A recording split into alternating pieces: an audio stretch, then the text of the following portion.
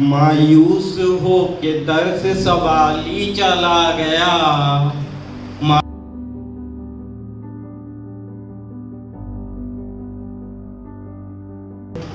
आप सभी का ध्यान चाहूंगी। पग पग पर धोखा गद्दारी, सरे आम सीना जोरी, घूम रहे बेखौफ लुटेरे, दिन दहाड़े करते चोरी। शैतानों की बस्ती में मैं है भादों की रात। मेरे कुछ साथियों ने ये सुन रखी है पहले कविता, मुझे पता है। अंधेरी है भादों की रात। आवाज आ रही है? हाँ। जीते जी भी कीजिए वृद्धों का मान, जीते जी भी कीजिए वृद्ध जनों का मान। वे थे तो हम आज हैं, वे थे तो हम आज हैं, सदा रहे ये ध्यान। तो हम सब उनको आदर से नमन करते हैं। और मैं अपनी एक गज़ल पेश करना चाहती हूँ जो कुछ समय पहले लिखी थी। गैरत को या गैरत को रखते जी पास, अब उनको जो देखा तो सबर आया है। पास अब उनको जो देखा तो सबर आया है। मेरी सांसों की रवानी पे असर आया है। मेरी सांसों की रवानी पे असर आया है। क्यों भला ढूंढूं मैं यूं रब को जहां भर में अब, क्यों भला ढूंढूं मैं यूं रब को जहां भर में अब। मुझको वो यार की सूरत में नजर आया है। मुझको वो यार की सूरत में नजर आया है। वो मेरे यार की सूरत में नजर आया है।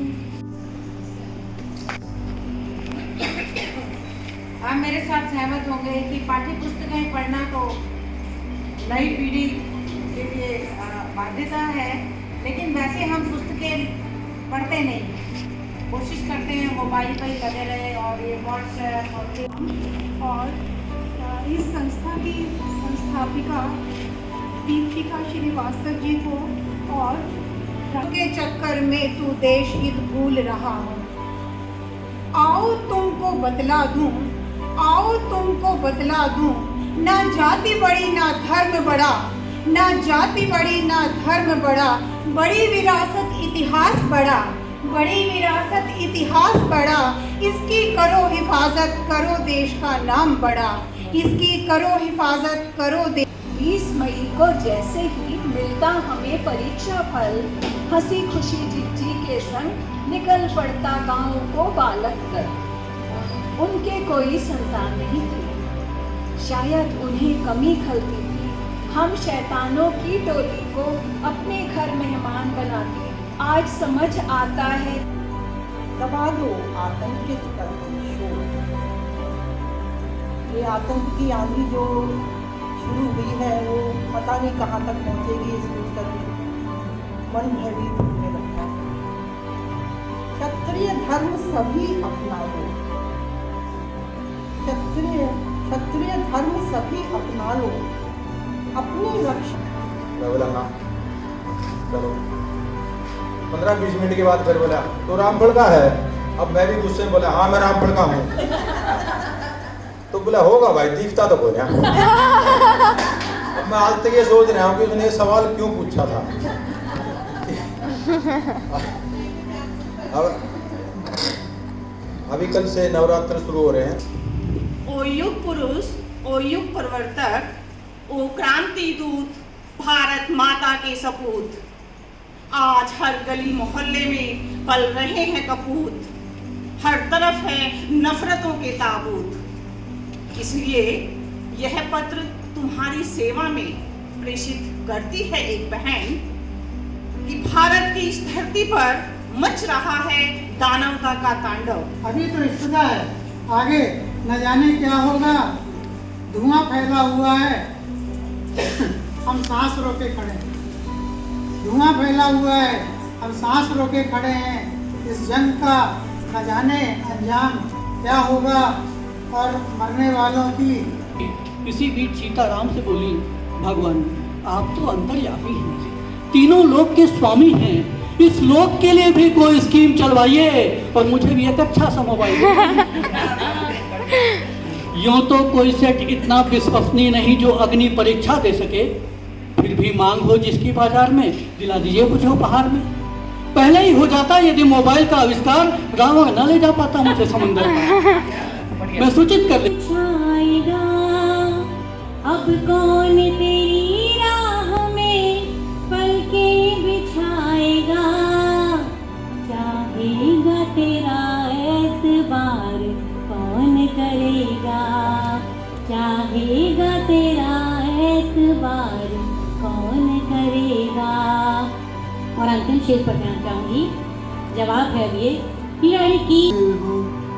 अगला बंद है, तुम सिया मेरी मैं राम तेरा, तुम हो राधा मैं श्याम तेरा, तुम हो मेरी तुलसी जैसी और मैं हूँ शालिग्राम तेरा, तुम गौरी हो मैं हूँ। महासागर है, विभिन्न रूपों में आप अपने भावों को कविता के माध्यम से जो प्रकट कर रहे हैं, निश्चित रूप से एक सभ्य समाज को अभिभूत करता है और एक आदर्श समाज की संरचना करता है। मैं आदरणीय दीपशिखा जी के अहम ब्रह्मास्मि संस्था, जिसका नव उद्घोष एक शीर्षक है, कान समंदर न सुन रहा होता तो पहाड़ों की कहानी का नदी क्या करती, और दो किनारे न मोहब्बत के तराने गाते। आपने गालिब और मीर की बात कर दी कि दो किनारे न मोहब्बत के तराने गाते, तो मेरी तर्ज बयानी का नदी क्या करती, तो मेरी तर्ज बयानी का नदी क्या करती है। एक और गज़ल के चंद शेर देखें, मैं अभी ताज़ी गज़ल है, शायद पहली बार ही पढ़ रहा हूँ मैं, कि वो ख्वाब आंखों में आया बड़ी सलीके से। तो लोग सब कह रहे थे प्रेमी पढ़ना, कि वो ख्वाब आंखों में आया बड़े। दिक्कत क्या थी कि मैं 3-4 दिन पहले गिर गया था घर में ही, मेरे सब दांत टूटे हुए अंदर वाले, और होठ भी इतना फूला हुआ था, मुझे लगा दीपशिखा के कार्यक्रम में नहीं गया तो वो बिटिया नाराज हो जाएगी, इसलिए मुझे आना ही आना। लोहे की चमकदार लंबी पटरी को घेरता काठ का फाटक है, तुम्हारे भरे घर और मेरे बेगानेपन के बीच।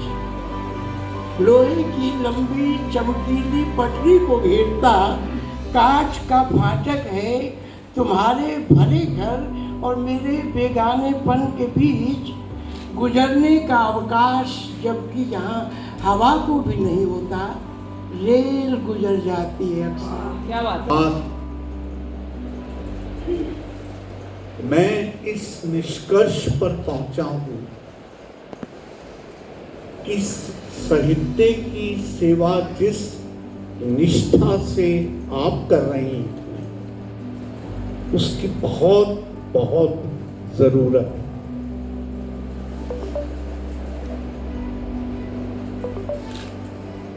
आपकी तरफ से जिस ढंग से निमंत्रण मिला,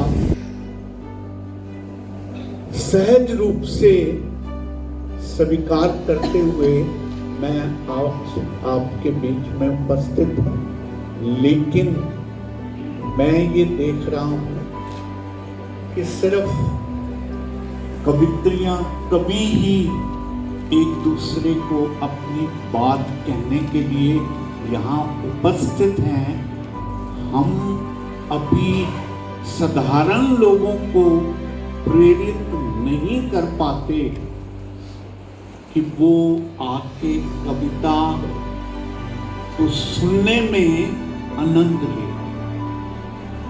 साथियों, एक कारण जो मुझे समझ आया पूरे जीवन में, क्या दिक्कत है, क्यों नहीं लोग हमारे से जुड़ पाते, पहुंच पाते, क्योंकि जो अहम है, अहंकार है, ईगो है, वो रोकती है कि मुझे तो बुलाया नहीं गया तो मैं क्यों जाऊं। और मेरा मानना है कि कविता जैसी श्रेष्ठतम कृति परमात्मा उनको ब्लेस करता है जो इस अहम को डिल्यूट करते हैं, त्यागते हैं, छोड़ते हैं। दीपशिखा जी, मैं एक बात कहा करता हूं कि छोड़ा है अहम जब से, छोड़ा है अहम जब से कुछ कुछ नजर आने लगा। क्या बात, बहुत बढ़िया। अब तो हर शख्स में तू ही नजर आने लगा है और गम को संजोया है कुछ इस तरह से हमने कि हमको भी गजल कहने का हुनर आने लगा, कि हमको भी गजल कहने का हुनर आने लगा। साथियों, बहुत बेहतरीन ढंग से हमारे बहुत से साथियों ने बहुत सुंदर भावों को बहुत संवेदनशीलता से व्यक्त किया है। तहे दिल से उनका आभार व्यक्त करता हूं। अक्सर एक बात कहा करता हूं, मुझे मालूम पड़ा है कि यहाँ कुछ राजनीतिक कार्यकर्ता भी बैठे हैं। मैं कहा करता हूं कि कौन सी मस्जिद में किसने खुदा देखा, कौन सी मस्जिद में किसने खुदा देखा है। जिसने भी देखा है खुद में छुपा देखा है और झुकाया माथा जब भी उसके सजदे में यार के दर पे सर को झुका देखा है। कौन सी मस्जिद में किसने खुदा देखा। वैसे भी विनय जी, यूं ही लड़खड़ा के गिरने से सहारे नहीं मिलते और यूं ही डूब जाने से किनारे नहीं मिलते। यार ही मिला दे रब से बात और है, वरना ताउमर उसके इशारे नहीं मिलते, वरना ताउमर उसके इशारे नहीं। आप सब बहुत प्रबुद्ध लोग यहाँ बैठे, सब कवि हैं, इनके हृदय में और भी बहुत कुछ कहने को है, कहने की क्षमता है, लेकिन शायद आपने रिस्ट्रिक्शन कर दी थी कि सब लोग एक एक अपनी रचना को पढ़ें। अगर आप गुस्ताखी ना माने तो मैं आपके माध्यम से एक इल्तिजा करना चाहता हूं। मैंने अपने रेडियो पे इस बात की खास तौर पर कवियों को, कवित्रियों को एक खुला निमंत्रण दे रखा है, खुली छूट दे रखी है कि आप मेरे से समय लेकर मेरे पास रेडियो पे आए और जितनी भी कविताएं आप दिल खोल के पढ़ना चाहते हैं। उदाहरण के लिए आजकल विनय जी मेरे पास आ रहे हैं और मैं विनय जी ने 5 पुस्तकें लिखी हैं।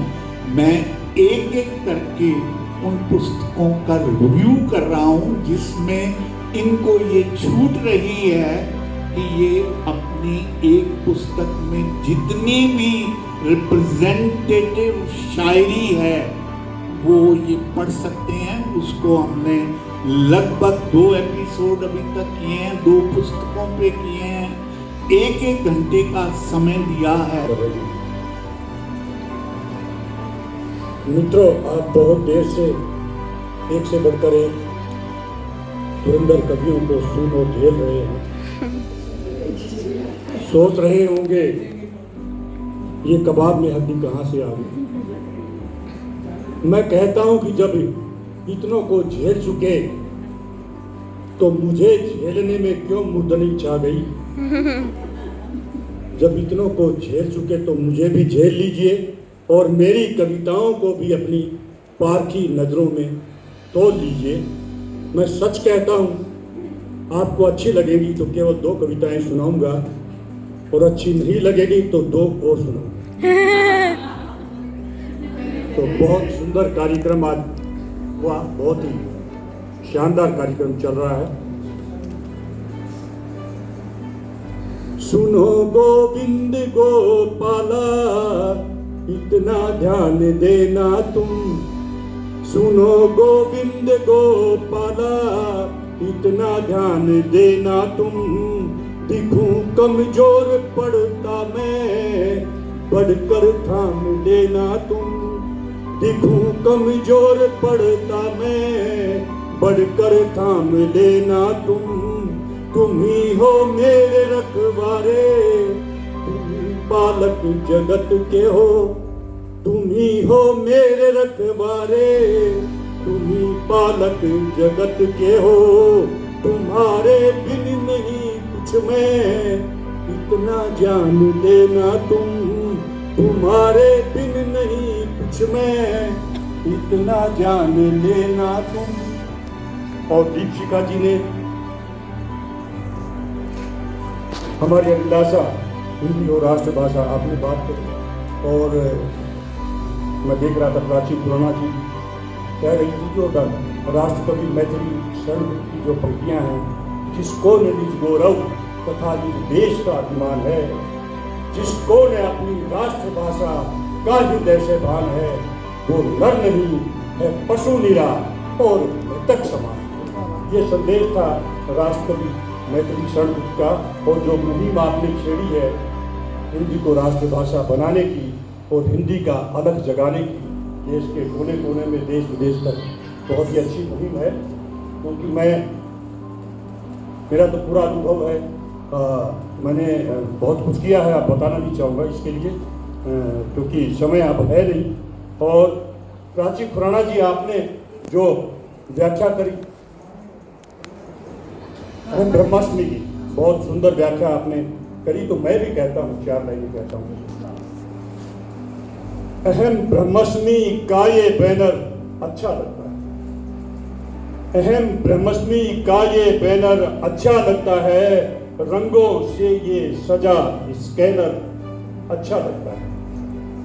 अहम ब्रह्माष्टमी का ये बैनर अच्छा लगता है और रंगों से ये सजा स्कैनर अच्छा लगता है। और जब जब देखूं रंग सुनहरा इस बैनर का मैं, जब जब देखूं रंग सुनहरा इस बैनर का मैं, दीप शिखा का खोजी मैनर अच्छा लगता है। दीप शिखा की सोच का मैनर अच्छा लगता है। तो ये हमारी ब्रह्माष्टमी संस्था है जो दीप शिखा जी ने इसको विभिन्न रंगों जो काले पीले रंग से जो सजाया है और बहुत ही सुंदर, मतलब एक इसमें गुरुत्वाकर्षण, इसको जब कोई भी देखता है इस पोस्टर को तो एक गुरुत्वाकर्षण जैसे नजर आता है। मैं ही ब्रह्म हूँ जो विधि कालरा जी ने बताया, और तो इस टाइप का एक आकर्षण है। बहुत अच्छा कार्य आपका, बहुत अच्छी मुहिम, और आज बहुत अच्छा कार्यक्रम हुआ। एक से बढ़कर एक उनके रचनाकार यहाँ उपस्थित हैं तो मैं बस क्योंकि नवरात्र आ रहे हैं, मुझे लगता है कि नवरात्रों के ऊपर में आ गए, कल से तो है ही, तो उसके ऊपर में जो कुछ होना चाहिए, तो एक छोटी सी, बिल्कुल छोटा, मैं एक अपना परिचयात्मक बिल्कुल अभी नया नया शब्द का 4-5 पंक्तियों का वो मैं देना चाहूँगा। कहते हैं राज मुझे सब कभी राज मुझे, कहते हैं राज मुझे सब कभी राज मुझे, मैं तो माते शारदे का छोटा सा सिपाही हूँ। कहते हैं राज मुझे सब कभी राज मुझे, मैं तो माते शारदे का छोटा सा सिपाही हूँ। और माटी को नमन करे अरि को दमन कर, माटी को नमन करे अरि का दमन करे, चले सीना तान में वो अलबेला रही हूँ। माटी को नमन करे अरि का दमन करे, चले सीना तान में वो अलबेला